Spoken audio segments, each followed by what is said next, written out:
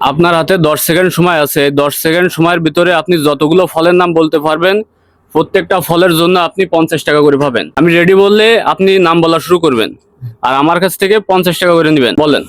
আম, একটা, জাম, কাঁঠাল, লিচু,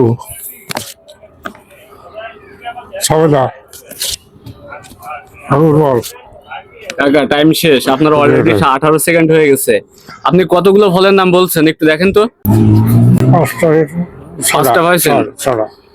যাই হোক, কাকাকে 10 সেকেন্ড সময় দেওয়া হয়েছিল।